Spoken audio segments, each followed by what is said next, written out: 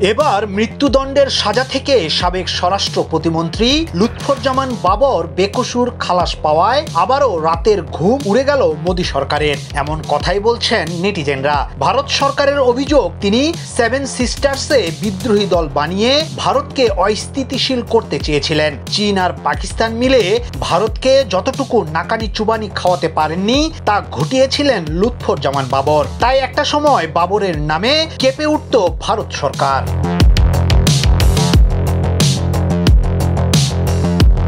লুৎফুজ্জামান বাবর 1991 সালে পঞ্চম জাতীয় সংসদ নির্বাচনে স্বতন্ত্র প্রার্থী হিসেবে নেত্রকোনা 4 আসন থেকে সংসদ সদস্য নির্বাচিত হয়েছিলেন। এরপর 1996 সালের 15 ফেব্রুয়ারি ষষ্ঠ এবং 2001 সালে অষ্টম জাতীয় নির্বাচনে বাংলাদেশ জাতীয়তাবাদী দলের প্রার্থী হিসেবে নেত্রকোনা 4 আসন থেকে সংসদ সদস্য নির্বাচিত হন। এরপরেই সংসদে স্বরাষ্ট্র প্রতিমন্ত্রী হিসেবে দায়িত্ব পান তিনি।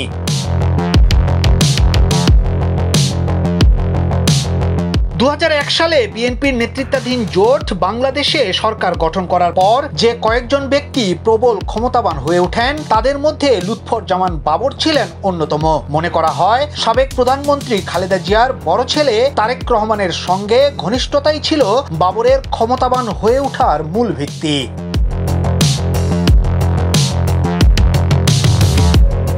2004 সালে বাবর 10 ট্রাক ভর্তি অস্ত্র, গোলাবারুদ, রকেটের লঞ্চার ভারতে পাঠাতে চেয়েছিলেন এমন অভিযোগ ছিল তার বিরুদ্ধে।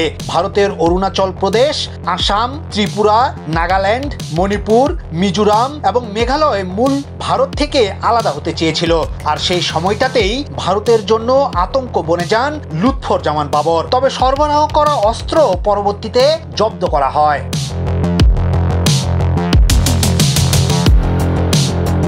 2005 সালে হবিগঞ্জ সদর উপজেলার বৈদ্যের বাজারে এক জনসভায় গ্রেনেড হামলায় পরপারে পাড়ি দেন সাবেক অর্থমন্ত্রী শাহ এম এস কিবরিয়া। এ ঘটনায় তৎকালীন স্বরাষ্ট্র প্রতিমন্ত্রী লুৎফুজ্জামান বাবর সহ বিএনপির কয়েকজন নেতার নামে মামলা করা হয়। এরপর 2004 সালে গ্রেনেড হামলা মামলাতেও জড়ান তিনি।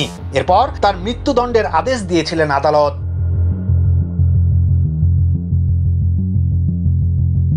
ইয়াসিন আলী, সোনালী নিউজ, ঢাকা।